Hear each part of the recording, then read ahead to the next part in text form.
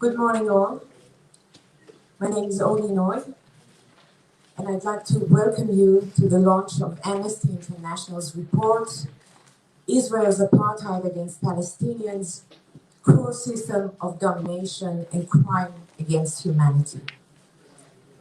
This report is the result of Amnesty International's thorough documentation and analysis of Israel's institutionalized and systematic discrimination against Palestinians within the framework of the definition of apartheid under international law. As a Jewish citizen of Israel, I must say this is not a joyous day. What we are facing today is a deeply saddening and disturbing image. But rather than throwing stones at the mirror, I hope we can muster the courage to look at the mirror with open eyes and do our best to correct the image that is reflected in it. To elaborate more on the context, methodology, and findings of the report, I'm happy to introduce our speakers for the day. Dr. Agnes Callamard, Secretary General of Amnesty International, Philip Luther, Senior Policy and Research Advisor, Amnesty International, and Saleh Hijazi, Head of East Jerusalem Ramallah Office, Amnesty International. After hearing the brief presentations by our speakers, we will open up the floor for your questions. And we are hoping to conclude the event within 1 hour. Dr. Callamard, please.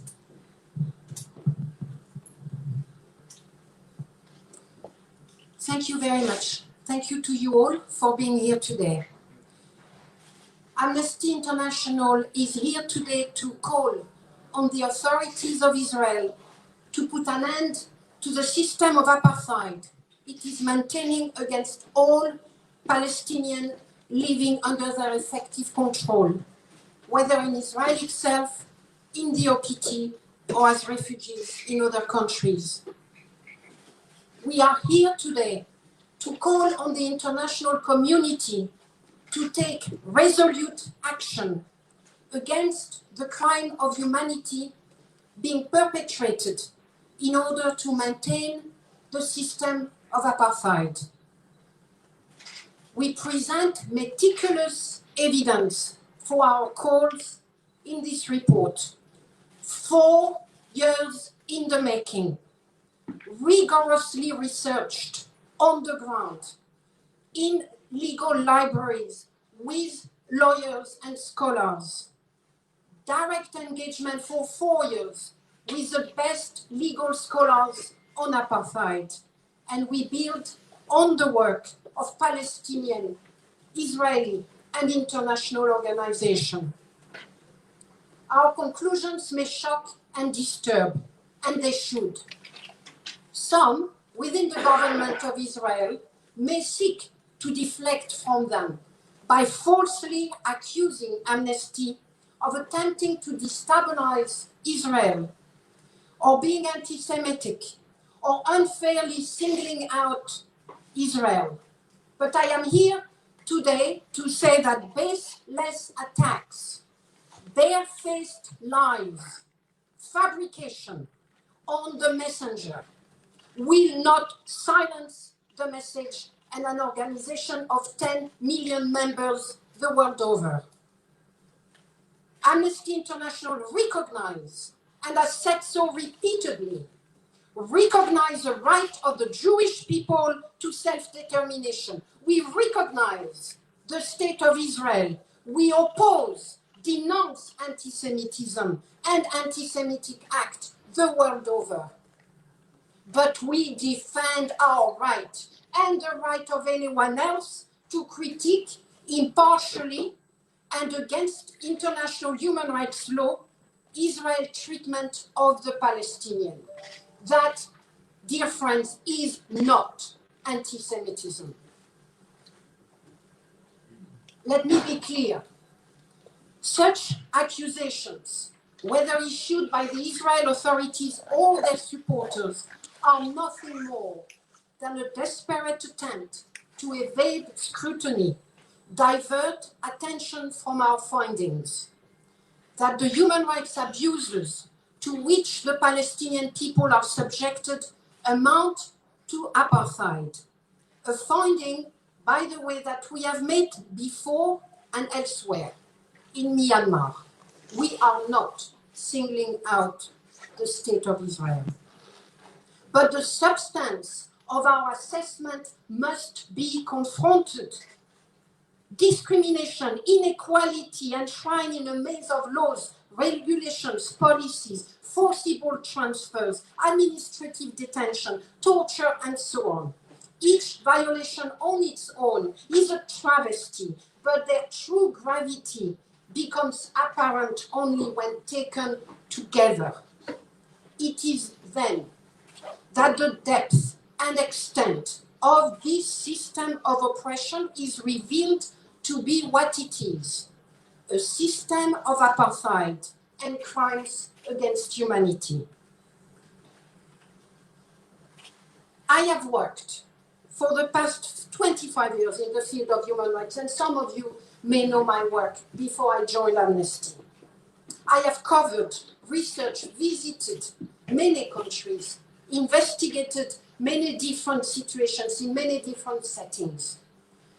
This is my first visit to Israel, Palestine. And I have to tell you, it has shocked me to my core. Why? It's not the act of violence. I have seen violence before. It is the cruelty of the system, the intricate, evolving administration of control, dispossession, and inequality, the incredible, detailed bureaucratization upon which that system is predicated, its sheer banality, and at times absurdity that has taken my breath away. I have seen a Palestinian family home entirely surrounded by high security walls and fences just to separate them from their Jewish neighbors, accessible for its adjacent Palestinian village via a bridge that could be remotely closed at any time by the Israeli authorities. I saw the remains of the Salih family home, who are here today, in Sheikh Jarrah, demolished just 2 weeks ago in the middle of the night. Houses that were made theirs decades ago, stolen through bureaucratic means, supported by acts of violence. I listened to the plight of an old Bedouin man in a remote and deprived village as he asked over and over again, why his home in a so-called unrecognized village, one of 35, are to be abandoned? Why is he being uprooted from the only place that he and his fathers before him have called home? I heard him ask, why is it that his neighbor's home has been demolished not once, not twice, not 3 times, not 4 times, but 5 times? And then to be rebuilt because those people have nowhere else to go, except some obscure, awful settlement that they do not wish to join. I listened to him ask why it was that they could never dare to do some refurbishment on their derelict house, because any little new thing that they dare put could be seen as a new construction and will be demolished. I have walked on land in Sarah, where mere weeks ago, members of the Jewish National Fund, protected by security forces, came and uprooted the plantation long cultivated by Palestinian families. Land and trees and livelihood torn apart, just so that Palestinian families are prevented from continuing to do what they have done for decades. That too, with the support of the law, the bureaucracy, the institutions. And I'm asking you, I'm asking people who are going to listen to me, are Palestinian Bedouin communities such a threat that they must be torn apart? They live on less than 3% of the entire Negev area, less than 3%. Is that 3% too much? Too much for what? Too much for whom? That this old man must be uprooted. And what about the physical scars that mar East Jerusalem and the West Bank? The fences and walls higher, bigger than the Berlin Wall has ever been. The settlement outposts that have multiplied and multiplied and multiplied on Palestinian lands, on agricultural lands. All that with the support of the law, with the support of the bureaucracy, with the support of the institutions. It is such realities that, taken together, examined under international law, amount to a system and a crime of apartheid. Today, we launch our findings. Tomorrow, Amnesty starts its campaign, a campaign to amplify the calls of Palestinian and Israeli civil society for justice, to demand that world leaders take robust, human rights-based action to bring to an end Israel's free reign to dispossess, segregate, demolish, control, and oppress Palestinians without fear of repercussion. There is no place, there is no room, there is no excuse for such crimes at any time and anywhere. Thank you.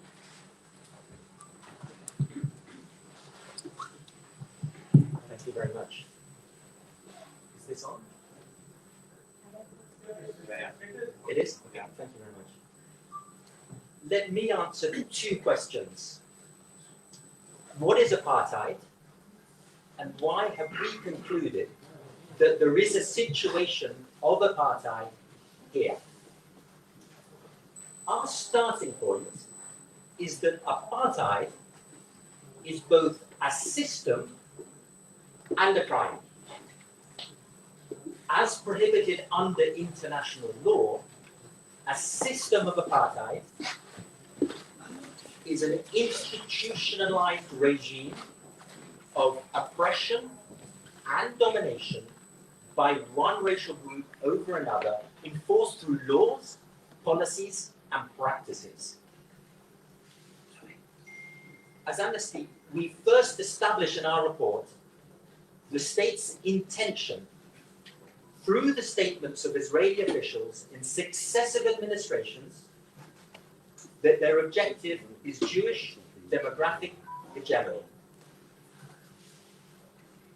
We then analyzed 4 strategies that Israel has employed to oppress and dominate Palestinians, tracing back the laws, the policies, and the practices of which they are composed.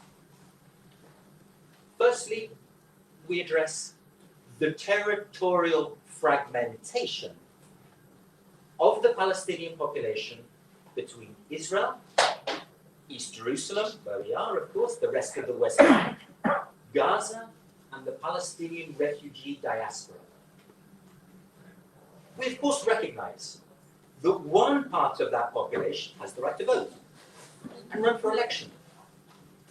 There is currently even a Palestinian party in the governing coalition. However, even though Israel controls major aspects of their daily lives, only 25% of Palestinians have the right to vote in the Knesset. Consequently, Palestinians have been unable to meaningfully influence Israel's laws, policies, and practices that affect them and that oppress and dominate them. Secondly, we address Israel's segregation of Palestinians. In Israel itself, the state has granted Palestinian citizens a citizenship inferior to that of Jewish Israelis. It gives them the right to family reunification, for instance. In annexed East Jerusalem, where we are, it has granted Palestinians permanent residence instead of citizenship. Though this status is permanent in name only. In the rest of the West Bank, it subjects Palestinians to draconian military orders restricting movement. In the Gaza Strip, it has cut off Palestinians under an official separation policy from the rest of the occupied territories, as well as the rest of the world. Israel also denies millions of Palestinian refugees the right of return. Thirdly, we address Israel's dispossession of Palestinians' land and property. In Israel itself, the state has excluded Palestinians from accessing the overwhelming majority of public land for development, for purchasing or leasing property on it, even though this land was largely expropriated from Palestinians. In the Negev or Nakab, its zoning plans have left the Bedouin villages there off the map, such that they're invisible in Israel's development policies. In the West Bank, including East Jerusalem, it systematically denies building permits to Palestinians and expands illegal settlements, resulting in repeated home demolitions and forced eviction. In Gaza, for instance, it denies Palestinians access to 35% of its agricultural land and 85% of its coastal fishing waters. Fourthly and lastly, we address Israel's deprivation of Palestinian social and economic rights. In Israel and East Jerusalem, the state is responsible for chronic and discriminatory underinvestment in Palestinian communities. In Jerusalem, for instance, even though Palestinian residents comprise 38% of the population of the city, it allocates them less than 10% of Jerusalem municipality's budget. In the rest of the West Bank, it deprives Palestinians of the opportunity to benefit from their own resources. They can't access the most fertile agricultural land or their oil. In Gaza, Israel's illegal blockade has debilitated the health system and other essential services, as well as devastating the economy. The result? Poverty and marginalization. So, while we acknowledge, as hopefully is clear, differences in laws and practices controlling Palestinians' lives in different territories, we believe the oppression and domination of Palestinians can only be properly understood when looking holistically at the situation across Israel and the occupied Palestinian territories. And that's why we conclude in the report, and that's what we're saying today, that Israel operates a system of apartheid against Palestinians wherever it exercises control over their lives, that is to say, in Israel and the occupied Palestinian territories, and with respect to Palestinian refugees. Now, the crime of apartheid, we talked about the system, the crime of apartheid under international law consists of specific grave human rights violations which are committed with the intention of maintaining this system. We provide evidence in the report that to further this system of apartheid, Israel has committed such violations against Palestinians. They include forcible transfer through home demolitions and forced evictions, widespread administrative detention and torture, widespread excessive and lethal force against protesters, many of whom are on the streets because without a vote, they have no other way of influencing the state that controls their lives. And the denial of the rights of both Palestinian refugees and Palestinian citizens of Israel to reclaim their homes, land, and property expropriated in previous decades. We acknowledge that many, but not all, but many of these patterns of violations are currently most severe in the occupied Palestinian territories. Nevertheless, we show how Israel is committing them also inside Israel. We consider, among other things, the legally mandated nature of these violations and the failure of Israeli courts to stop them. And on the basis of all of this, we conclude that the violations committed constitute crimes against humanity of apartheid. In conclusion, we're calling on the Israeli authorities to bring those responsible to justice. However, we know Israel has a very poor record of holding state officials to account for crimes under international law. And that's why we're also calling on the international community to act. Firstly, the International Criminal Court has an opportunity, at least to consider the crime of apartheid in its current investigation covering the occupied Palestinian territories. And secondly, and finally, all states should exercise universal jurisdiction. That is to say, prosecutions in their own national courts to bring perpetrators of serious crimes under international law, such as the crime against humanity of apartheid, to justice. Thank you.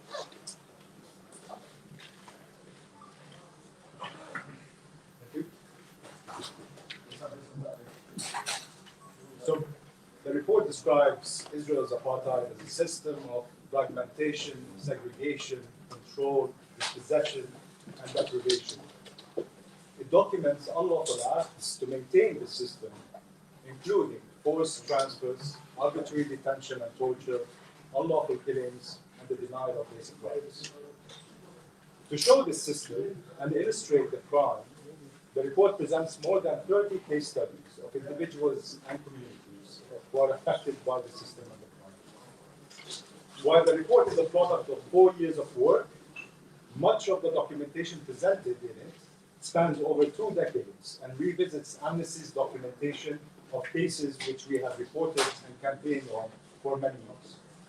The report also presents new documentation that was carried out in the context of writing this report. The case studies presented work to show how oppression and domination are experienced by Palestinians whose rights Israel controls. One of the most crucial experiences which sit at the heart of Israel's system and crime of apartheid is that of being denied a home. Here, I want to acknowledge the community of Jenderal who joined us today. Their case is emblematic of this experience. Many of them are refugees who Israel forcibly displaced during the Nakba.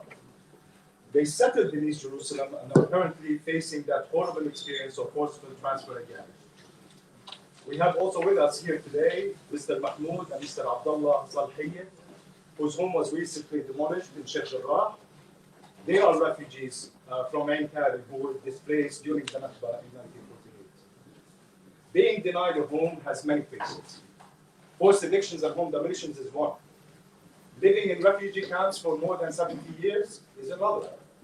Palestinians are also denied a home when Israel carried unlawful attacks, killing family members. It is also being denied a normal family life, not being allowed to live with loved ones or even see them. And we also have today with us Mr. Mustafa al-Farouk, who Israel is targeting and is trying to remove from his home city, East Jerusalem, and separate him from his family. Our report documents and examines the myriad of Israeli policies that fragment Palestinian communities and severely restrict family unification, including the policy of family separation that was embodied as a temporary law from 2003 until 2021, but is still practiced as policy today. We also examine how Israel's control of the population registry in the occupied Palestinian territory, which means that thousands of Palestinians live without legal status and without the ability to see their families, especially if they live outside the occupied Palestinian territories. We also examine the Gaza separation policy, how it is part of the illegal blockade that amount to collective punishment and prevents Palestinians from Gaza to travel to other parts of the occupied Palestinian territories, including to be with loved ones. And on this point, we have a message from members of our human rights family, our colleagues at the Nizam Center for Human Rights in Gaza, which we want to share with you through a video, because due to these policies that are part of Israel's system of apartheid, of separation and restrictions on freedom of movement, are unable to be with us today.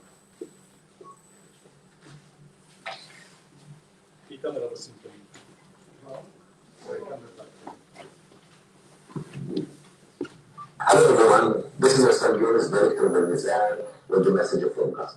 It's a pleasure to record this message for you on behalf of my team and the other millions of Palestinians in similar circumstances in Gaza. I have lived most of my life under Israeli occupation and apartheid, and the past 15 years under a severe closure that restricts our electricity, gives us dirty water, and prevents reconstruction after devastating military bombardments. The closure has shattered the hopes of a whole generation of Palestinians. An ordinary 16-year-old from Gaza has lived his or her entire life trapped in 35 square kilometers with no opportunities to attend universities in the West Bank, without adequate health care in case he or she gets sick, and with the trauma of 4 military offensives against the Gaza Strip that have killed thousands of Palestinians, notably children. This is segregation. This is apartheid. The system of oppression and domination that Amnesty's report describes also restricts freedom of movement, even for human rights defenders. Now, whether I am invited to a press conference on human rights issues or to visit family and friends in other parts of Palestine, it's not a matter of what I would like to do, but rather it is a question of what the apartheid system will permit. What Israel's strategic policy of territorial and demographic fragmentation will allow. The system did not permit me to sit with you today. And Mizan came to the same conclusion as Amnesty on the question of Israeli apartheid. There's been over 20 years of documentation on the ground in Gaza and very careful legal analysis. And Mizan drafted the report titled "The Gaza Bantustan Israeli Apartheid in the Gaza Strip." And Mizan's main finding in the report is that Israel is committing the crime of apartheid against all Palestinians, against those of us in Gaza, in the West Bank, in Jerusalem, in Israel, and in Zion and abroad. We focus our report on Gaza and analyze in particular the closure and its related restrictions, the regular military bombardments and the use of force and other conduct that result in the denial of basic rights and freedoms. We consider Israel's institutionalized system of domination and oppression and its intent to maintain that system. And we concluded that this treatment and this intent is apartheid. We use the Bantustan metaphor to recall the ghettoization of black inhabitants of South Africa and Namibia in designated portions of territory as part of the South Africa apartheid policies, because that is what Gaza is. A Bantustan where Israel has effectively segregated more than 2 million Palestinians, with the difference that, unlike apartheid, South Africa, Israel regularly bombs Gaza and subjects it to a closure regime that amounts to a collective punishment.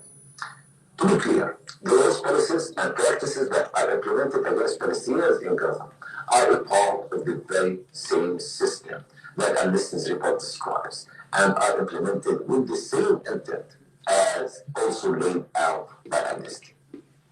This summer will mark 15 years of closure. We have reached the point where the situation is now more or less normal for us and the rest of the world. However, we cannot accept as normal the segregation of 2 million people under an apartheid regime. In the scenario of normalization, it is more important than ever to forget about Gaza, not to forget about Gaza. In this sense, we are grateful to Amnesty for inviting Al-Mizan, a Gaza-based organization, to join the launch of their report.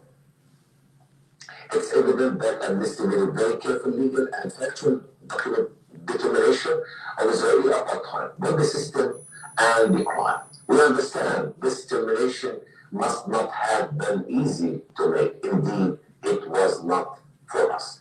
And so, we ask the international community to therefore meet us at the point of this difficult determination and to activate the necessary accountability mechanisms that were created for the very purpose of ending apartheid, to dismantle the system that our reports describe and that individual Palestinian voices have been describing for far longer, and to take bold and meaningful action. Thank you to Amnesty for your very important report. With this report, we at Amnesty International are launching a campaign which will mobilize our 10 million members around the world, along with our Israeli, Palestinian, and international partners, such as Al-Mizan and others, to take action to end Israel's apartheid. This is going to be a long struggle, but it is a struggle based on moral duty, and Amnesty will be committed to it until apartheid is dismantled, one pillar at a time. And as a first step, Amnesty is calling on Israel to put an end to laws, policies, and practices that deny Palestinians a home. And we are calling on the international community to pressure it to do so. We must all together work to protect Palestinian homes from demolitions, forced evictions and family separation, rebuild Palestinian homes that have been destroyed or demolished, and grant Palestinian refugees and other displaced communities the right to return to their homes. Join us in working together to end Israel's apartheid against Palestinians.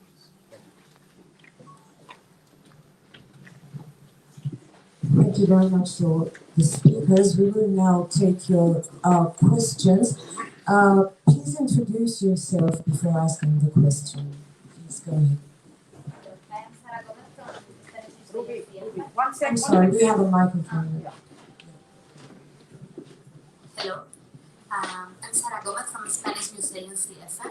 I would like to ask about if you were expecting this reaction from the Israeli government, since even before the report was published, they used very strong words against Amnesty yesterday. They accused the organization of being anti-Semitic and of lying. So I would like to know. You already mentioned briefly at the beginning, but I would like to know if you were expecting this kind of big reaction from them. Thank you very much. Yes, the reaction of the Israeli authorities is in keeping with their reactions to similar reports and in keeping with their reactions to any allegations that Israel is committing human rights violations. So from that standpoint, we were not surprised and we were prepared. What did surprise us is how far they went to attack Amnesty International, including by breaking our embargo, pretending we had not offered to speak with them, so actually lying to you guys, journalists, pretending that we are making claims in the report which we are not, such as us calling for the end of the Jewish state of Israel. So, that kind of reactions did surprise us, how far they went to attack the messenger. That being said, we were prepared. We have an important report to provide to the world. We are prepared to stand on and for our findings. We are prepared to defend our work and our reputation, including as an anti-racist organization. As I have said, the allegations by the Israeli authorities are bare-faced lies that are meant to push aside, dispel the scrutiny that we are placing on their human rights violations. So for the avoidance of doubt, let me repeat it. We recognize the right of the Jewish people to self-determination. We recognize the existence of the Jewish state of Israel. We are not criticizing the fact that there is a Jewish state, in fact. What we are calling for is on the Jewish state to recognize the rights of all people living under their control and on their territories. We are not singling out Israel. We have applied the apartheid framework before to Myanmar in its treatment of the Rohingyas. And we stand firm on any act and words of anti-Semitism. We have done so for as long as we have existed, and we will continue to do so. Thank you. Right here. And I will be for that time silent. Hi, my name is Nasser Atta from ABC News. Two short questions. The Israeli Justice Minister is 50 meters away from here, and I would like to ask you if you discussed these findings with the Justice Ministry or with the Supreme Court judges. That is first. I don't know if you have this kind of process where you discuss with the Justice Ministry. Second, it came into my mind, I was having coffee with my colleagues, and I said, what is new? What really, you're talking all about family unification. I'll give you very, very, very personal experience. I'm from Ramallah, married to a woman from Jerusalem for 22 years. She travels from Ben Gurion, I travel from Aleppo. I would love to take my children to school. I can't. I would like to have a bank account in Jerusalem. I can't. So what really made Amnesty so late? That was my question. In getting these facts, it's not you. All this, what you said, is done by Israelis systematically for the last, I would say, for the last 30 years, 40 years. So what is it? Thanks. Yeah, sure. Let me address the first part of the question, regarding engagement with Israeli authorities. We at Amnesty, the way we work, part of an integral way in which we work, not only with Israel but all around the world, is that we do try to engage the authorities, duty bearers, those responsible for the human rights of people under their control, on our findings, allegations, and we have tried to do so with the Israeli authorities on this report. Yes. They don't hear you. Just like this? Yes. Ah, right. All right. Just to repeat that, we've it is part of integral to our work all around the world is that we try to engage authorities, duty bearers, those responsible for the rights of the people under their control, including the Israeli authorities. But the Israeli authorities have not been engaging with us for many years.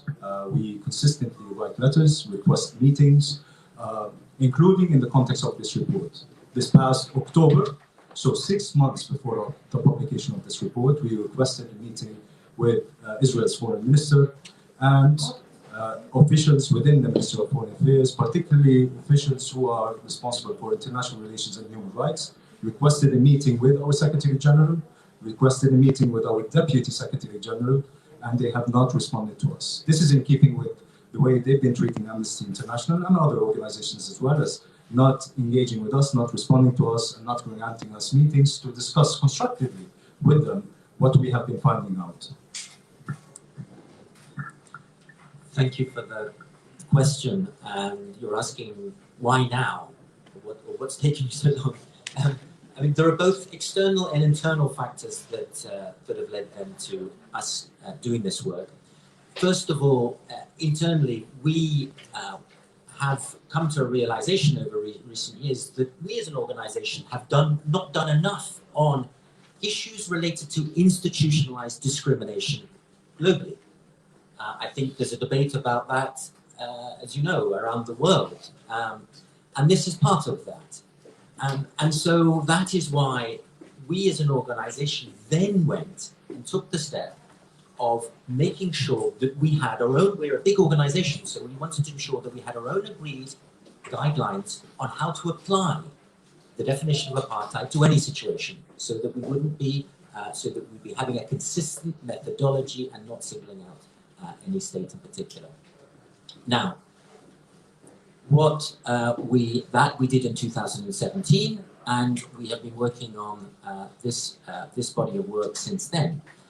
I mean, there's also the reality, I think, that if you look externally, there were a number of prompts.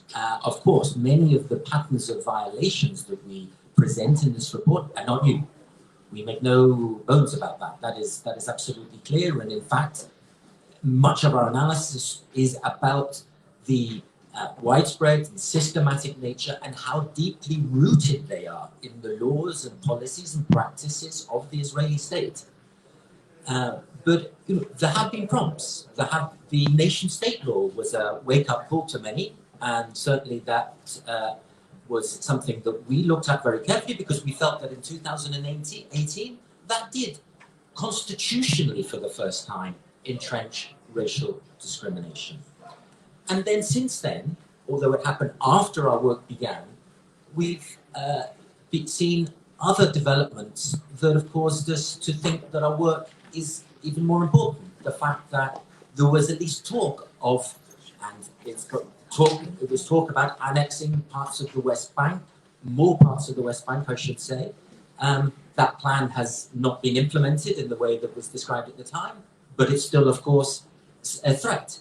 And of course, now there is a UN Commission of Inquiry that could look at the situation of apartheid if it wanted to. There's also, as I mentioned earlier, the International Criminal Court and its investigation. So there are a number of reasons why we think that this is a very important time to be talking about this issue.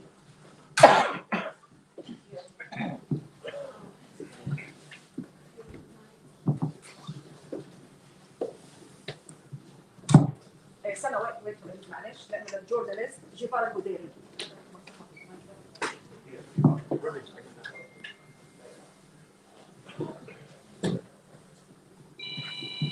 Can everyone put their phones on silent?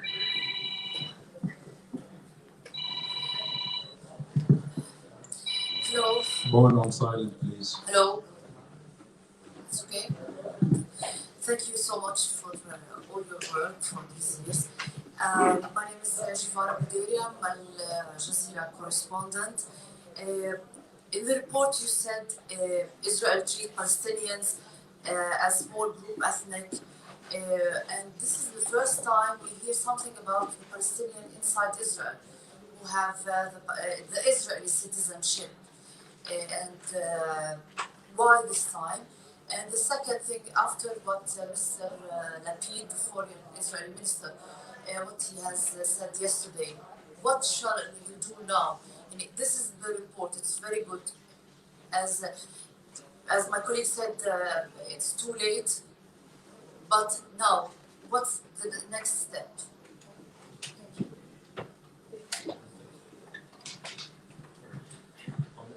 Which the second bit or first? Within, yeah, okay. So, to take the first question, and thank you for it, on obviously Amnesty has addressed issues in both the occupied Palestinian territories and Israel for some 50 years. You are right that we have spent more of our time focused on Israeli violations. When we're talking about Israeli violations, of course, we do a lot of work on Palestinian violations, but when we're talking about Israeli violations, we've done a lot of our work is clearly focused on the occupied Palestinian territories, and that is because when you're examining this from a human rights lens, and you're examining this from the perspective of international humanitarian law, or international human rights law, and you look at violations such as summary killings and administrative detention and torture, then many of those violent violations and crimes you see more visibly and they are more severe in the occupied Palestinian territories. And what this piece of work has done, and I echo what Dr. Callamard said a little bit earlier, is that it has enabled us to look in more depth, and it is a very long report, we look in more depth at the web of the administrative web, the legal web that ensures that Palestinians, and you can only understand that by looking at the detail, that ensures that Palestinians in Israel are maintained at a socio-economic disadvantage. The chronic underinvestment in Palestinian communities that I was describing. But just to mention a few examples of what we felt amounted to inhumane acts. We mentioned the forcible displacement of Bedouin communities in the Negev and the Nakab. As we've talked or at least alluded to what we consider to be a state-sanctioned racist administration of public land that has excluded, virtually excluded, Palestinians from owning, leasing, housing, or accessing for their development, for their communities, for their towns, the overwhelming majority of public land. And that's, we think, really significant. And it comes back to the whole theme of home and being denied a home and being denied the possibility of developing your home and your community. And the discriminatory restrictions on family reunification, the right to marry who you want, and to be able to live with them in the state that you want and that you have citizenship in. All of those are examples of why we have very much included an analysis of the situation inside Israel, but, and I keep stressing this, it is a holistic approach. So those patterns of forced displacement, They may look different in different territories, but fundamentally it's the same strategy. And just to add to that, repression works through fragmentation. Repression is predicated on establishing, creating divisions, distinctions, differences. So the existence of different jurisdictions, different territories is only one of many other distinctions that the apartheid system has created. We cannot be using those distinctions in order for ourselves to make and to establish distinctions between the way we're going to treat the people that are repressed and oppressed. We need to really look at it in an integrated way from their standpoint. You know, you were talking about not being able to own a bank account, not being able for others to see their families. You know, the differences for the territorial distinctions for an Arab citizen of Israel is part and parcel of their daily life inside Israel. It is how the system of apartheid is impacting as well on their daily life, distinctly, differently from the way it's impacting on a Palestinian in the West Bank. But for an Arab citizens who have, and many of them do, have families around those different territories, apartheid is grounded in those distinctions and differences. And they live apartheid, they experience apartheid on a daily basis. But apartheid is a motive. I think the second part of the question was what should be done now. So if you want to listen. Can I just say we've got about 10 minutes left, so if you can have those through. Okay, so I'll be quick. Jibaro, I pointed, we are a campaigning organization and we will campaign until apartheid is dismantled.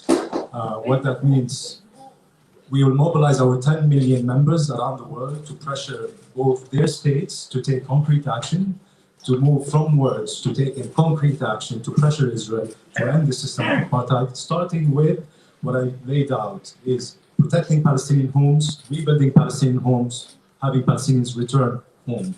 This is what we're going with in campaigning. We'll also carry out advocacy.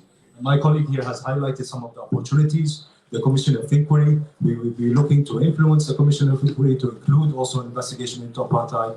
The Office of Prosecutor has an investigation open, and we will be looking to also asking to include the investigation into the crime of apartheid in that investigation.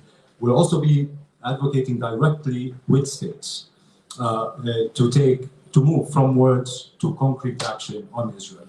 And I want to just say a word about why now.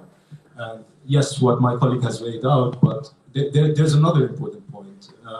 You can see the report, and if you read the executive summary and, well, actually the opening of the report, you'll see the context that we're setting for it. And it comes to respond to what is happening in Sheikh Jarrah and in Silwan, and how the Palestinians, fragmented Palestinian communities, have reacted to that altogether. It comes to respond to the general strike the Palestinians went on last year. It comes to respond to what's happening right now in al-Naqab as well. And therefore, it is a response to Palestinian action of anti-fragmentation, of resisting oppression and domination, and we certainly hope that it will contribute to that struggle as well. We have Ibrahim, one question, and then quickly, because it's only 10 minutes, George, Muhammad, and Walid. No, I didn't see it. Lazar. Can we take two at a time? Yeah. Yes, Lazar. Thank you. Lazar Berman, The Times of Israel. If I understand, the only countries that you've accused of apartheid is Myanmar and Israel, is that correct? And can you speak about the resources that you've put into this investigation, how it compares to investigations into countries like China, Iran, Iraq, Turkey? Thank you. And let's take one more question and then because We can answer them all. Ibrahim? Ibrahim Husseini, freelance journalist. You mentioned the ICC. Do you think the ICC will examine this report? Can it benefit their investigation? George? Yes. My name is George Sahar of the API.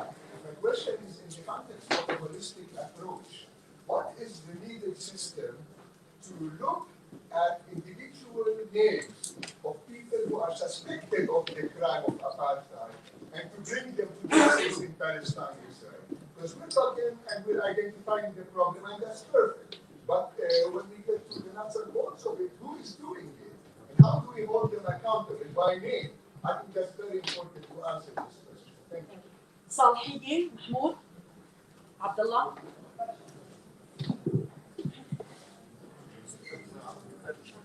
بدك عربي تحكي وتترجم؟ مين اللي راح يترجم؟ دقيقة. صالح معلش. يس.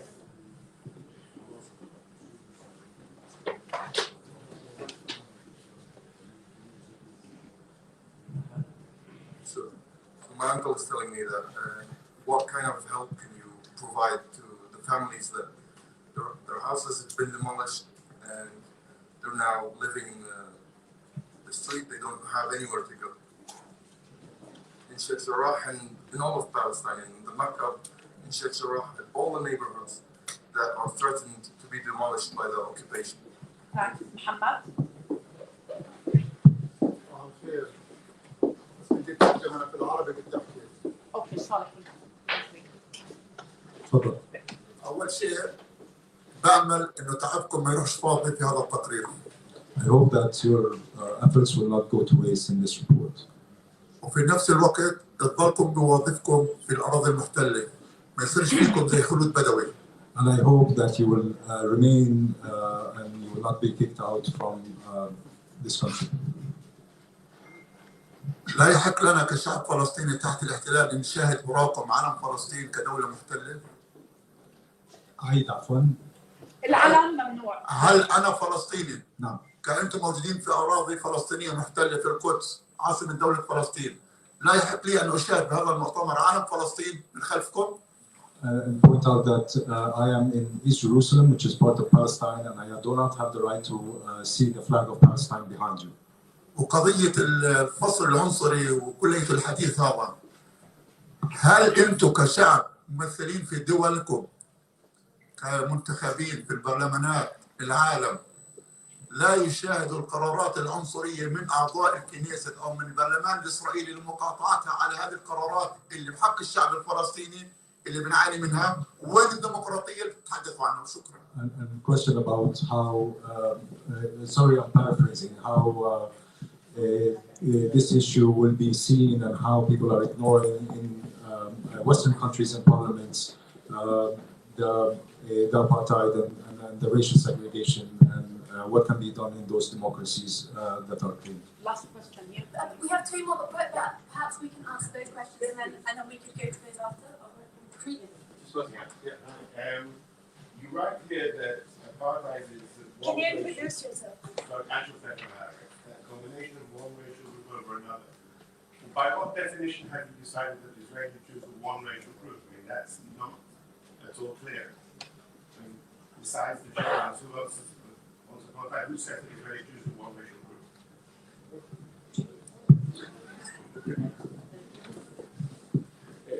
It's a very important report, and you told us that the self-determination of the Jewish. The self-determination of the Jewish is to build a Jewish state or a democratic state. This is we know all the situation. It's very bad. I am from Nazareth, and also I am here in Jerusalem. The situation here in Israel of the Arabs because of the recognition of Israel as a Jewish state. If it will be a democratic state, we will have the discrimination in Israel. And here the second reason of this apartheid is the occupation. I think This is the reason of all the situation, and we have to find the solution. Thank you. So let me take first the questions from the Times of Israel. Actually, both China and Iran are priority countries for us. So we have invested an incredible amount of resources to document the violations. We published last year, equally, last year we published a huge report, as many pages as this one, on crimes against humanity by the Chinese authorities against the Uyghur population. And we have an ongoing campaign which is taking a lot of resources. I invite you to check out that huge report and all the campaigning actions. We are, in fact, one of the organizations that has documented in a very large report, as large as the one we're producing now, what happened in 1988 in Iran. We have documented it to great details. We're calling for that to be named as crimes against humanity. We're calling for the international community to take actions against what happened in 1988. And I can give you example after examples of the impartiality of Amnesty, which is not just a statement, it's how we work. It's how many researchers we have engaging on one issue, on one country. It's how many sections are engaged in one issue or another. There is nothing, you will find nothing there that could suggest that we are singling out Israel. I'm happy to maybe not on top of my head, but I can assure you that if we look at the Iran team versus the team working on Israel, they are either equal or there are more people working on Iran. So that is a red herring, if I may, with all due respect. We had a question on the ICC, yeah?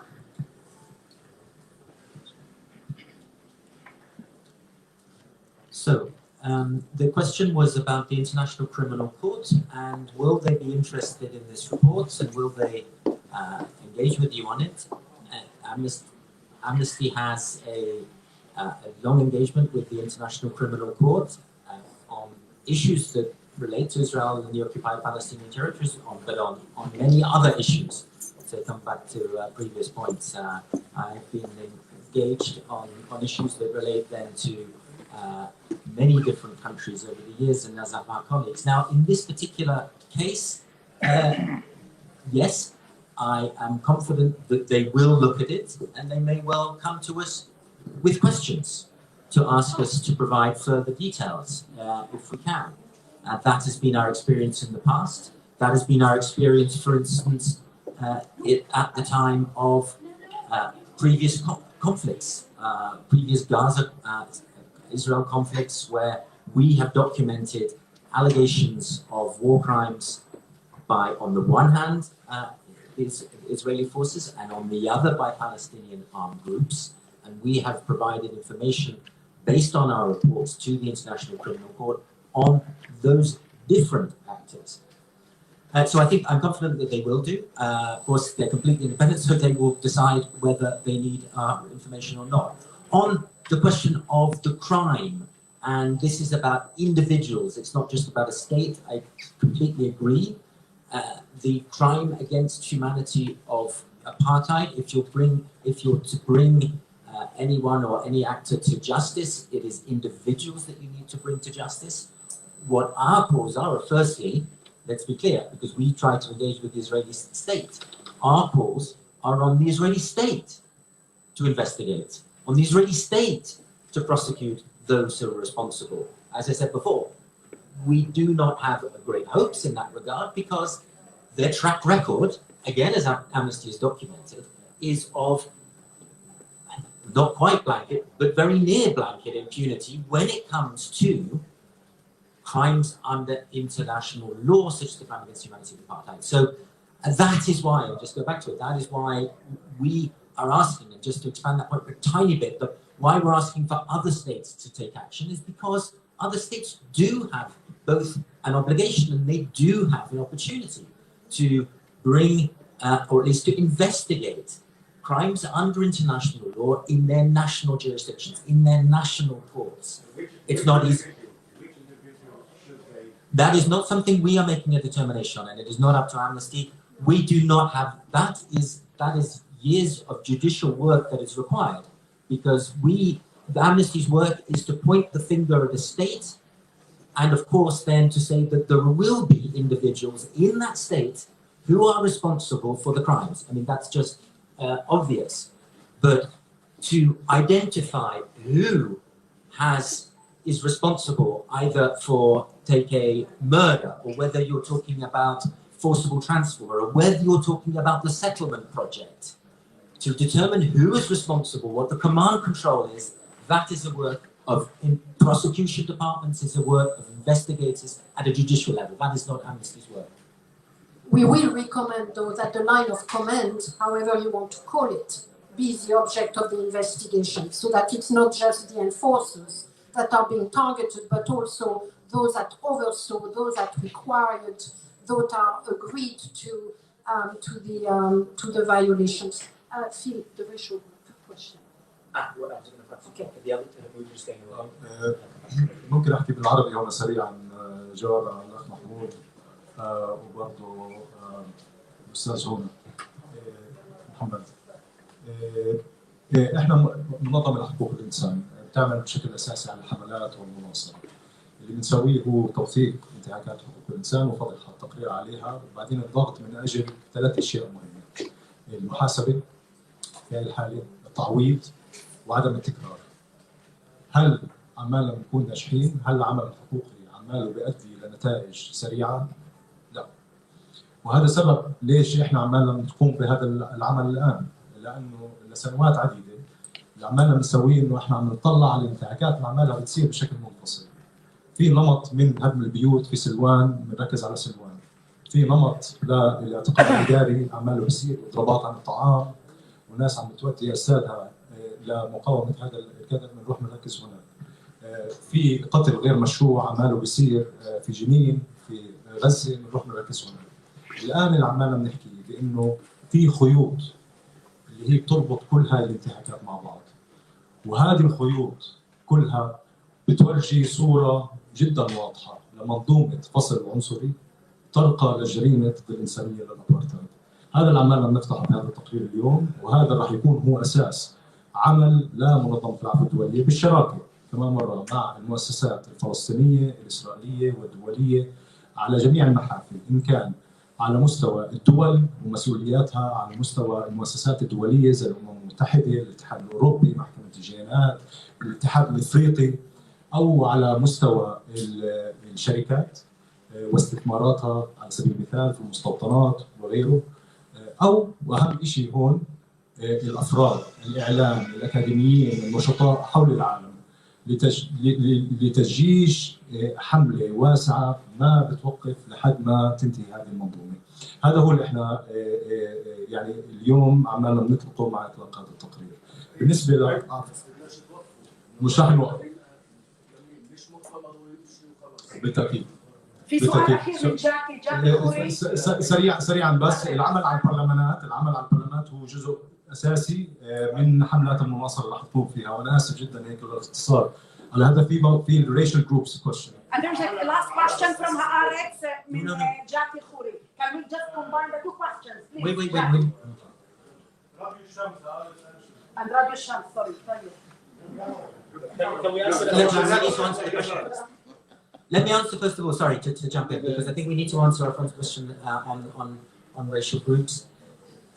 And that is, we go into this in some detail in the report, and it's not easy territory, let me be frank, because clearly the idea or the concept of a racial group, and certainly the idea that somehow there would be objective, some sort of objective criteria for distinguishing one racial group and another, is antithetical to certainly us as an organization and many, I would say most in the human rights community. What we have to deal with, let me answer the question. What we have to deal with is what is in international law. And let's be frank, this is the term that is used in the definition of apartheid, And let's be clear as well that Israel is a signatory to conventions that use the term apartheid, such as the International Convention on the Elimination of All Forms. Sorry? It's because I am answering the question. I'm answering the question. It's not the same thing as the majority in Myanmar. No, the question is two things. It's both with respect to Jewish Israelis and it's with respect to Palestinians. It's the self-identification and it's the identification by the other. Okay, that's not this is not a dialogue. You read out the legal definition. How are Israeli Jews defined as a different group? What the report demonstrates is that this is the point. The Jewish Israelis and Palestinians self-identify as different groups, different racial groups, in the sense that is, no, because we go into a lot of detail. And this is the thing. I can't do it justice because it is a complex area of law, and I'm going to giving you by necessity a short answer. But if you look at the jurisprudence on this, and we have gone into a huge level of detail on that, it's the jurisprudence from international tribunals. It's the jurisprudence of international tribunals who are determining what exactly the word racial group is, and what it comes down to is how then groups self-identify, and you can trace that through the statements they make about themselves and how they distinguish themselves, not only in their statements, but in the laws, in their policies, and in their practices from another group. And that is clear. And I make reference to the nation-state law. That is one place where you will find the segregation between Jewish, and you will find that, as you know better than I do, in the Israeli Central Bureau of Statistics numbers. You will find Jewish sector and you will find Arab sector. There is a self-identification of two groups. It's as clear as daylight. Yeah, can we move on? But I will invite then Haaretz to open a conversation, constructive conversation around the report, its findings, and legal analysis. So let us please do that, and we could do that also in Hebrew. Thank you. So Jackie, one last question. We have to finish. Oh, we have English.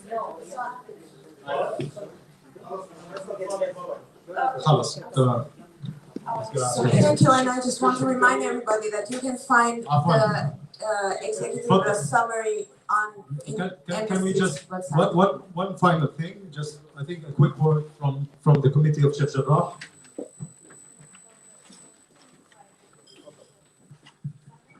السلام عليكم. أول شيء بقول شكرا على وجودكم. ثاني شيء بقول إنه إحنا عمالنا بنعالج الكتاب، بندورش على أصل المشكلة. أصل المشكلة هو الاحتلال. الاحتلال اللي عمالنا كدول أجنبية عمالنا بندعم فيه وبنناصر الفلسطينيين إعلاميا فقط.